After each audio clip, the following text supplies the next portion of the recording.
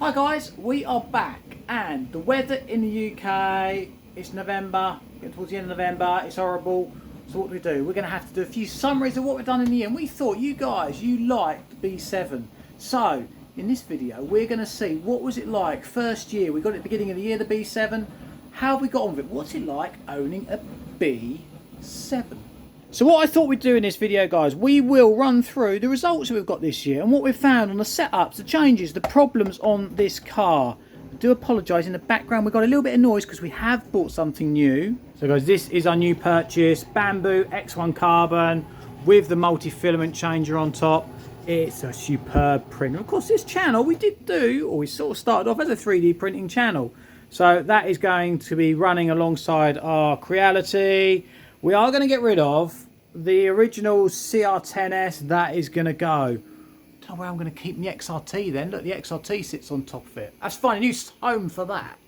So guys, the first meeting we did was indoors on carpet with this. Literally, I built it and ran it that same week. And what I do, I use the setup sheets, but I also have my own notes because of all the changes that we do. And one of the things we found very, very quickly, we did videos to death, were these. These were a problem with it, weren't they? The rear pivot pins in here are too short. And basically you pull out, it causes damage. These wishbones pull out of the C block at the front. That's the D block. The C block's in there. It pulls out from there. So the pins were too long. They're about a mil and a half too short even. So we manufactured these. They are still available on eBay. So if you do need a pair, I will leave a link down below in the description. That solves most of your problems. You can get beefed up C blocks as well, which this has actually got on as well, just to be doubly sure. But that was the biggest problem. But Carpet Clash, you can see here, this is a sort of running that we're doing. It's hard, fast, it's really aggressive racing indoors on carpet, as it is everywhere. Quite happy with the result. For a first run out, happy with that. We got a top 10 in qualifying. In fact, we put a 7th and an 8th in round. So I was reasonably happy with that. What did we find, though, with the car on the setup? Well, I found the standard shocks. You'll see these are Kashima bodies on this. But originally we had the standard shocks and they were overdamped. The car was horrendously overdamped. I don't like the 2.5mm pistons. So we put 2mm pistons in it. 1.6s and 1.8s. Ironically, I run 3-hole and 2-hole combination. That's something the Hall brothers do as well. Other than that, it was reasonably standard. We did come on and learn a few things with the rear shocks on it, which I will come to a little bit later because we understood that a little bit later in the year. The KPI blocks, again, we just kept that standard, but again, we learned some bits on here as well as the year went on. And perhaps one of our biggest problems was we bent the chassis. I'm not going to go over that point too much because we covered that in various videos. We bent it there. We did have a flat out crash with someone that had crashed on the straight or had crashed onto the straight at Carpet Clash, but frustrating and expensive. 70 quid, 70, 80 quid I think the chassis was, something like that. It was expensive. And of course we'll come onto the chassis as well in a minute because it's actually got its 3rd chassis on the car in a year. So then guys, we then come on to racing outdoors on AstroTurf. And look at this, lovely blue AstroTurf. This is a new surface that we've had laid. This is effectively our local track, Coastal RC. A lot of work's been put into this track and it is fantastic. It's a medium to high grip Astro, but there's no tyre wear, minimal tyre wear. And it is a really nice surface. So how do we do? Well, we qualified 8th. And we got 5th and 6th in the round with the qualifying. I think in the final I finished about 8th or 9th. Pretty happy with that. You look, there's quite a decent field there. Really happy with that. So again, what did we learn when we started to race this off-road on Astro? Well, in the gubbins here, the differential, we went ball diff. Pretty much off-road, I have run ball diff in this most of the year. Carpet, gear, outdoors, ball diff. I did try gear diff, but just like the ball diff. Now the associated ball diff is probably, I think pretty much most people agree, is one of the best out there. The diff in it's good, the thrust race is pretty good, but there is a bit of a flaw in the B7 design, certainly in the versions that we had. The washer, no, not the washer, the cover that goes on the outdrive to stop dust getting in the thrust race don't fit.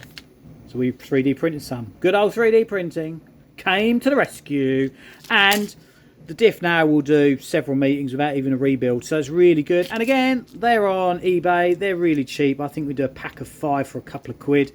They're really good, so really recommend them. But what do we learn? What do we learn again racing this off-road? Well, again, we used the ball diff, and we also found that you really do run the suspension on these, particularly the back, really, really soft, really soft. I just looked and we were running something around about sort of 30 weight oil in there. It is quite soft. In fact, it's softer than what you would think. You think the car would roll about too much, but it doesn't. It's fine. It really is fine. As you can see here, it really was hooked up around this track.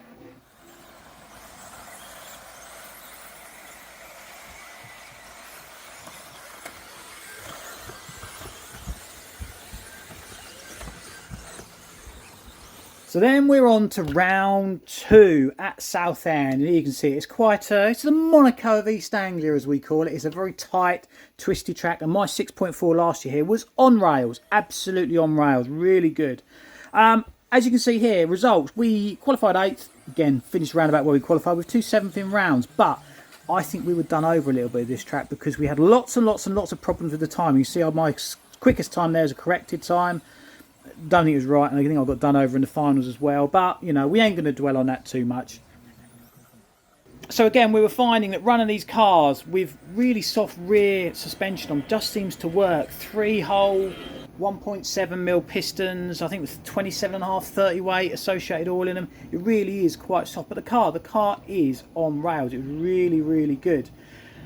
But we also then realised we started playing about with the ESC settings. We run Hobbywing. Again, guys, we're not actually supported by any of these manufacturers. All our own stuff we buy and select. But we were fine actually running as far as I think I was running a 5-turn motor, but no boat boost, no turbo, just use all the power of the motor as it is. And I found that worked really well. But we also found the slipper pads now. The white ones that come in a kit aren't as good as the, I call them orange. What are they colour are they? Yeah, sort of an orange, aren't they? They're more smooth, they last longer, and they don't get grabby. We found the white ones through a run gets grabby, so that was a big difference. And a big thing that people have started to do as the year has gone on is destroy the gears in this gearbox. Again, got to make sure you got your slipper clutch set right. You don't need it to be rammed tight. And the diff, when you run the ball diff, again, that's another point where it can slip, and you'll hear some of them. They do chirp a little bit. Never really like a diff chirping, but if it saves the gears, then that's all good. We haven't done a set of gears in this gearbox. Admittedly, we haven't run this every week, but it's done quite a few meetings, club meetings here and there, and obviously our regional series. But it has lasted. We think, also, there is a problem with the actual gearbox flexing. It flexes around here. So we did upgrade this. We've got the carbon fibre gearbox casing, and obviously that's a shock tower as well. So I think that helps. So I think a carbon fibre gearbox case is a good upgrade on that. So guys, that then brings us on to round 3. We raced at Boughton, which I haven't actually got any footage of me running here because I only made the B final. We actually had a 10th and a 10th in round, and we had our usual problem, guys, of these things fell off, which if you follow our big scale stuff, I'm quite good at getting wheels falling off. So on my best run, one of the front wheels fell off it. God knows why. It was like 3 minutes into the run, so who knows what happened then. But what did we find? What did we find at Boughton? Well, it was all about making it smooth with the power. We played about with motor settings, speedo settings. We were just playing about with the throttle rate, turning the throttle rate right down. We were into low single figures on the throttle rate to get a smooth delivery of power, and that made a huge, huge difference. Quite important for a race we had later in the year, which you'll see in a minute. So that was what we learned at Boughton. We also found people were doing comparisons, B6.4 to B7s, and the B7 was slightly quicker but harder to drive. And Boughton is a strange track. If you see it, it's an AstroTurf, but it's a really long ply AstroTurf, so you don't get much grip. The car just floats about on it. It is low grip, but it's really difficult. Unless you've driven there, you cannot describe. The car never feels totally hooked up. And again, it was actually our worst result of the year. We qualified, where did we qualify? 14th. And I think I finished 15th, actually. I think I was 5th in the B in that. And that was frustrating. I should have been in the A. And ironically, that's the track that I did do a couple of test meetings at, or test evenings at, I should say. But we messed it up.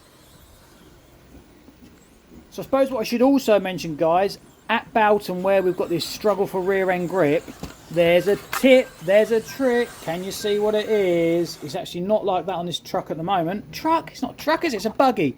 You swap around these rear arms. This hole is drilled through from there, and basically it means when you swap the arms round, it makes it shorter. So you should have more traction. And what it actually do, and it's talking to some of the top guys, it basically moves the drive shaft forward, it binds it up a little bit more, it does all sorts of things. It should just give you a little bit more rear traction.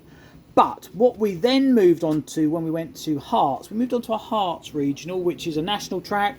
We've had nationals down there, very competitive field. We moved on to the shorter chassis. These were in very short supply, but we did manage to get hold of one. I don't know if you can see the writing on there. It is the -4mm chassis, so it just shortens up the car. It shortens it up in this area here, around the back part of the car, around the back part of the car there. So we run that at our Hearts regional, and you can see here it is running around. The car was really good around there. Didn't make too many changes. If anyone wants to know what setups we're using, quite happy to share the exact settings, but we didn't play about with any of the KPI blocks. We stuck with the KPI 2 blocks all year. I know some people go back to the 6.4 front end, so it's a little bit more consistent. We didn't bother with that. The only thing we have done is played about as ever with the links on the front here, and also I played about a little bit because you've got a washer that goes under there. When I need a little bit more turning on the front, take it out from underneath your bulkhead. Obviously we run the steel bulkhead, and it just made that, just sharpens up that front end a little bit.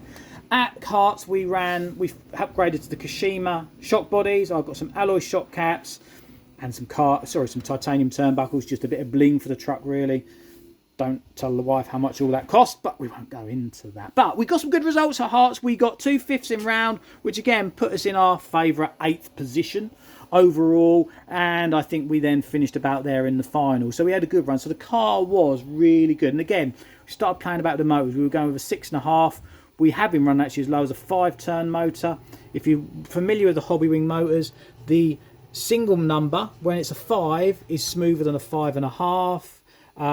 But we found the 5 turns worked really well this year. We used a 6.5, and we've also used a 7. We used a 7 turn at the Boughton one, which I discussed on the previous race. Well, that was the previous meeting. So for our last round of the regionals, you'll notice, guys, there's a different car here. You can see what it is. Let's give you a clue. That's the front end.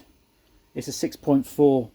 If you can see here, this is old school. This is old school racing. This was on a grass. It wasn't even a prepared grass track. This is basically a showground where there was a proper car show on. Low Collector, I think it was called. Loads of modified cars there. And we just had a track that was thrown down the day before, lawnmower put over it. And you can imagine what these cars do to that. What, there 90 odd cars going around. They tore the track up. We had zero grip. It was dust. It was a dust bowl. The B7 really wasn't the car to have that day. It's not on it at the moment, but I swapped the rear arms around like we did for Boughton, swapped them around the opposite way, went down to slower motors. It just didn't work. Just could not get the car to work. I don't think anyone really was that competitive with B7 around there, so we were all going back to our good old faithful 6.4s. And this is my wet car. So we were running an 8.5 turn, almost in blinky, with about 20 degrees turbo, but basically we had this throttle rate turned down. As you know, throttle rate turned down makes it a bit smoother. Drive frequency turned up to make it smoother as well throughout the range. Quite a bit of turbo because we had a long straight, as you've seen in the video. Big long straight, but there was no grip in the corners. There was no grip in the corners. And my results, well, after the first 2 rounds, guys, I was nearly ready to go home. We got an 18th and a 28th in round, and that was awful. The car was awful. I think the B7, we used the B7 as I say in round 1. We then went to this car pretty much in wet standard for round 2, and it was okay, but it was far too soft. It was far too soft, and we just messed that round up at 28th. But then we got it together with a 4th and a 6th in round, which put us not 8th in qualifying, but 6th. So it's top 6. Pretty happy with that. And we finished 6th in all the half finals as well, which put us 7th overall in the final, I believe. How does that work? But it is what it is. After all that, we ended up top 10 finish, 9th overall in the Championship. I think possibly with one of our results being a bit questionable at Southend, I think we've done a couple of places there. We might have been a bit higher up, but hey ho, that was what it was. So are we happy with the B7? Yes. Yeah, we are really happy with it. So if you've got one of these, things to bear in mind is first things first, check these rear pins. Check they're the right length. If they're not the right length, get some right length ones. We can supply them.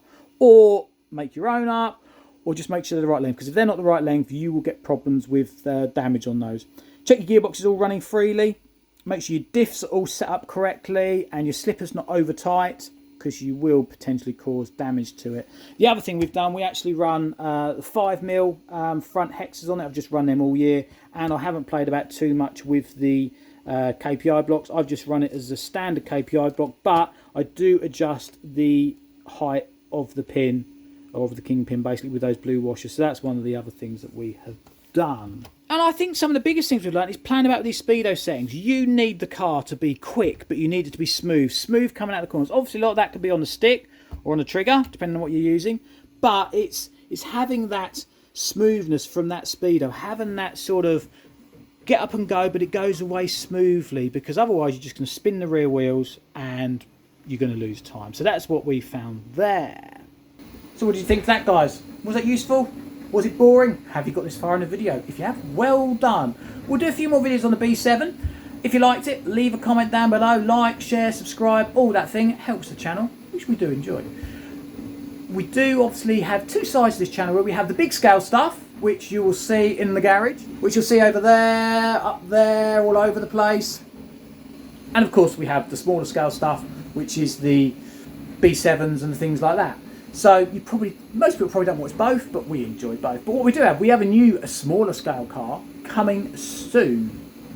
We have a 74.2, the latest, was it CE Championship Edition version, and we haven't really raced it competitively yet. So that is something we're going to do. We've had fun and games trying to be able to put slippers and a new decoupled slipper and change it to have a centre diff in it. It's not a simple changeover process for that, is it? You've got to change different drive shafts, different mounts. That's a right pain. I don't know what Associated have done there. That's almost like one of the other brands that seems to be very good at making you buy extra parts just to do a simple change. I'm not going to say who it is. So, do you want us to do some more videos on that? Do you like the B7 videos? Let us know. We'll do whatever you want. We enjoy doing them, but you guys have got to watch them. So thanks for watching. Hope you got this far. Click on the subscribe button. Back again soon.